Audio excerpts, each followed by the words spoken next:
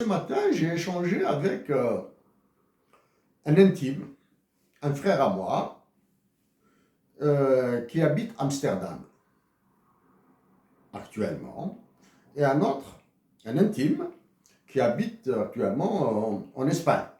En Espagne. Et bien sûr aussi, il y a une autre intime, plus intime que les deux intimes, qui compte beaucoup pour moi. Donc je vais essayer d'être très simple. Très simple. Il y a un livre écrit par une Algérienne de Kabylie que j'attends, que je dois lire.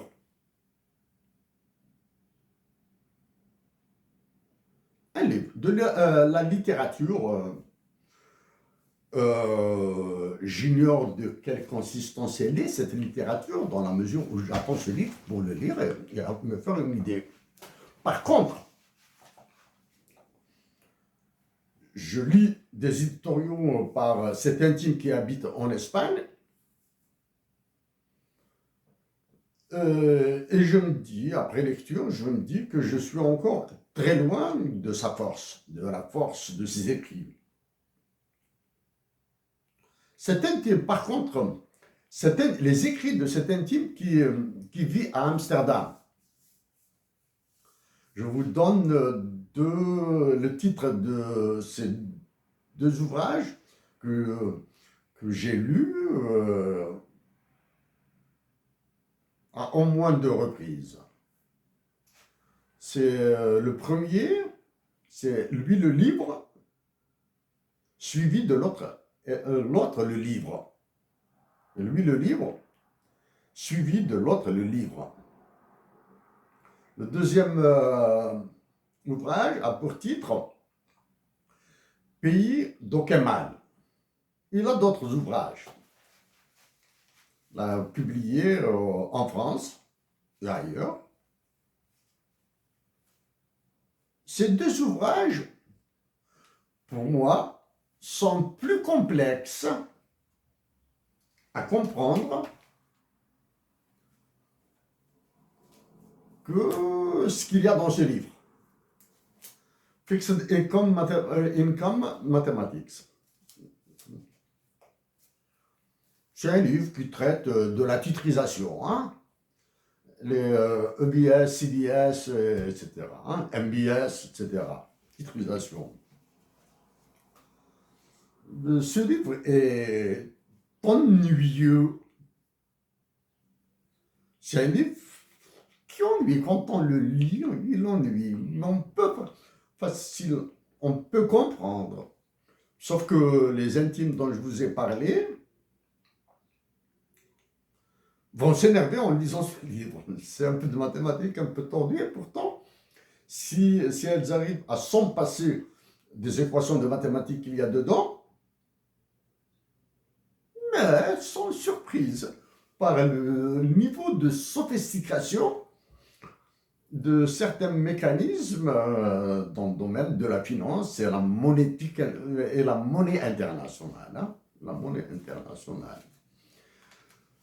Pour l'éditorialiste que je lis, il s'appelle Kasselim. Il s'appelle Kasselim.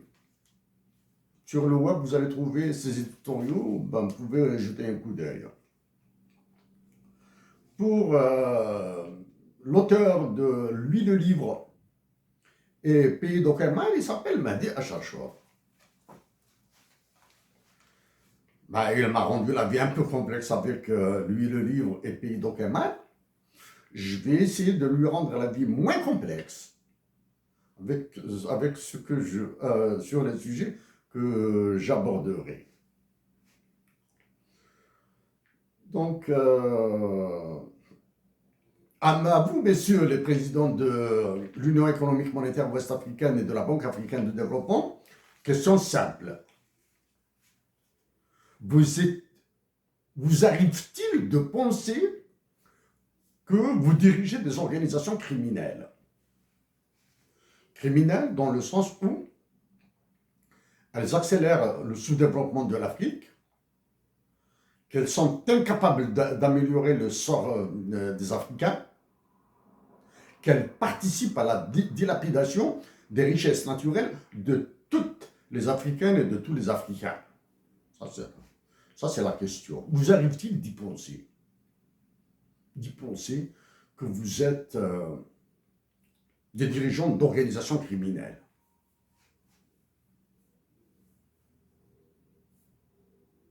Question.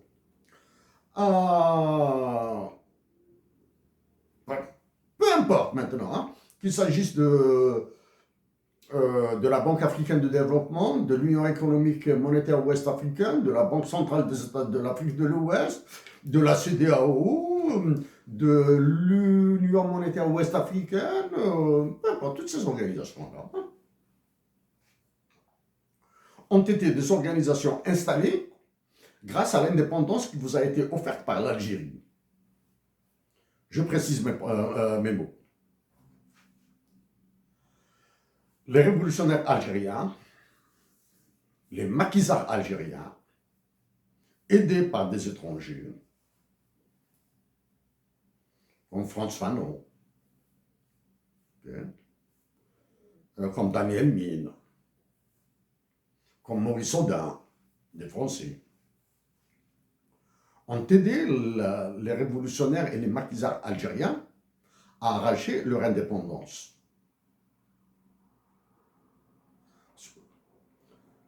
Donc, c'est la révolution algérienne qui vous a offert vos indépendances. La France de l'époque a préféré se concentrer sur l'Algérie et avoir l'Algérie, et vous libérez-vous parce que vous étiez facile à redominer. Voilà. Je dois vous dire que l'Algérie est mentionnée dans l'article 6 de l'OTAN. C'est pour vous montrer l'importance de l'Algérie pour la France, pour tous les pays de l'OTAN. L'Algérie, à ce jour, demeure propriété de la France dirigée par Emmanuel Macron actuellement. Et Emmanuel Macron gardera l'Algérie, quitte à la mettre en feu et en sang. Il doit la garder. Parce que vous, majoritairement d'anciens des colonies françaises, vous y êtes déjà. Il vous tient. La preuve, ce sont les derniers développements qui se produisent, et maintenant, je vous fournirai quelques éléments de mécanismes internationaux qui se cachent derrière cette fumisterie qui est la coopération internationale. Okay? Actuellement, le terrorisme, des violences, des meurtres en masse, etc., sont exécutés un peu partout. Des coups d'État sont organisés en Afrique. Le Mali, le Niger, le Burkina Faso, le Tchad, etc. Tout ça, bon, on parle de terrorisme islamiste, etc. Non. Il y a une terreur qui s'abat sur certains pays, comme le Mali, le Niger, le Burkina Faso. Il y a des risques d'explosion en Côte d'Ivoire et en Cameroun. Il y a une guerre au Congo. Le Tchad risque d'exploser assez tôt. Le Sénégal actuellement arrive à tirer son épingle du jeu parce qu'il a dilué tous les problèmes réels des Sénégalais dans des jeux politiciens liés à l'ancienne présidence, etc. Il doit y en avoir des problèmes comme ça. C'est le cas de l'Algérie. Ouais. Donc, je le répète, c'est la nation algérienne qui vous a offert vos indépendances en payant très cher la sienne. Ça, c'est avant 62. Avant le 5 juillet 62. Pour maintenant, nous sommes en 2025. Une fois libérée, c'est la nation algérienne qui vous libérera encore une fois. D'accord? Messieurs les deux présidents de la BAD et de l'UMOA, et par extension aux autres, à tous les autres, là, l'Union économique monétaire ouest-africaine, hein, c'est une union économique monétaire. Une union économique et monétaire. Ça, c'est pour mes compatriotes et mes intimes qui doivent comprendre ce que c'est une union économique et monétaire avec des termes très simples, ils n'ont qu'à penser à l'Union européenne, qui est une union économique et monétaire. Il y a des pays qui se sont réunis, ils ont une monnaie unique, tout le monde est libre de circuler dans la zone, dans l'Union européenne, ils n'ont qu'à penser à l'espace Schengen. Ça, c'est pour comprendre. Une monnaie unique, le même régime de douane, aucune taxe douanière à l'intérieur entre eux. Voilà. Ils ont le même régime de taxes, de tarifs douaniers avec le reste du monde. Voilà. Ça, c'est une union économique et monétaire de l'Union européenne. Pour être ce qu'elle est, l'Union économique et monétaire européenne a commencé le travail depuis 1958. Par contre, en Afrique,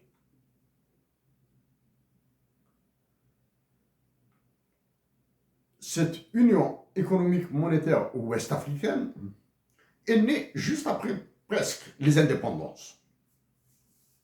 Les indépendances, j'en ai déjà parlé sur la création de la CEDEAO, qui remonte à avant 67, officiellement née en 1975, qui subit les droits, un droit extraordinairement bien écrit parce qu'il est d'origine anglaise, anglaise et américaine, hein? Alors que le droit des affaires dans toute l'Afrique obéit aux phrases enfantines qui apparaissent rédigées par l'OHADA, hein, OHADA, l'Organisation pour l'harmonisation du droit des affaires en Afrique. Voilà. Et je l'ai dit et je le répète, je suis sûr et certain que l'un de mes professeurs de droit, du droit international des affaires à HEC Montréal, y est pour quelque chose. Quand on compare juste la rédaction des droits, on voit le caractère de domination, le caractère d'asservissement. Pourquoi? Parce que depuis, je compte à partir de l'indépendance de l'Algérie, depuis 1962, tous les régimes politiques africains ont été des dictatures. Si le mot dictature vous dérange un petit peu, mettez pour quelques pays une démocratie populaire. Une démocratie populaire, pour être plus clair, c'est une dictature. C'est une dictature qu'on décrit par démocratie populaire. Voilà. Quand on dit démocratie populaire, ça veut dire dictature aussi. Pour le cas de l'Union économique monétaire ouest-africaine, elle est passée directement du premier stade d'intégration au 5e stade d'intégration. Elle est passée outre les associations de commerce préférentiel, elle est passée outre une zone de libre-échange, elle est passée outre l'union douanière, elle est passée outre marché commun, elle est allée directement union économique et monétaire. Vous signalez que le Canada est une zone de libre-échange imparfaite, non optimale. Le Canada en 2025. Suivez l'information et vous allez voir les problèmes qui vont apparaître. OK? Pour les conditions d'intégration économique, on dit qu'il faut y ait même niveau d'intégration, même niveau de développement des économies intégrées. Ça, c'est un critère que tous les pays africains, auquel tous les pays africains satisfont. Sont tous sous-développés. Donc, en termes de niveau, ils sont au même niveau. Mais si on ajoute l'autre facteur qui est la proximité géographique, oui, l'Algérie est très proche du Maroc, de la Tunisie, du Mali, du Niger, de la Mauritanie. Elle commence à s'éloigner un peu plus du Tchad. Une autre fois, je reviendrai sur ce droit d'accès à la mer, à l'Atlantique, accordé par le Maroc, le roi du Maroc, et certains pays, et pas l'Algérie. Bon. Donc, la proximité géographique, ça c'est d'un point de vue théorique. Oui, on le satisfont. Les pays d'Afrique centrale, oui, sont très proches. Puis ils sont petits, le Bénin, la République centrafricaine, d'un point de vue taille, ils sont petits. Donc les distances sont réduites. Mais est-ce que c'est un facteur d'intégration économique? Non, parce que le transport, les moyens de transport n'existent pas. Les termes de l'échange, ce qu'ils doivent échanger, mis à part tout ce qui est les produits mafieux, il y a les produits mafieux, probablement un peu de coton, un peu de café par-ci et par-là, rien d'autre. Okay? Est-ce qu'il y a des compatibilités des valeurs culturelles, sociales et culturelles? Pour les valeurs sociales et culturelles, je réponds par oui. Pour les politiques économiques, non. Parce que vous n'avez aucune souveraineté. Vous avez bradé votre souveraineté, vous l'avez donnée à la France. Du moins, vous l'avez donnée à la France. La France d'Emmanuel Macron vous a tout pris. Actuellement. L'autre information qui m'a surpris, le forum pour la Banque africaine de développement, là, du 25 mai, 26 mai jusqu'à la fin du mois, va ramasser 6000 personnes. 6000 personnes d'après la dépêche d'Algérie Presse Service. Hein. 6000 personnes. Est-ce que la Banque africaine de développement est aussi importante que Goldman Sachs? Est-ce que la Banque africaine de développement est plus importante que Citigroup? Est-ce que la Banque africaine de développement est plus importante que la Banque centrale européenne ou bien la Banque internationale européenne? La Banque européenne pour la recherche et le développement, pour ramasser 6000 personnes? Ça, c'est un premier indicateur de la gabegie qui règne dans les organisations internationales africaines. C'est pour cette raison que je vous ai posé la question. Vous arrive-t-il de ressentir que vous dirigez des organisations criminelles?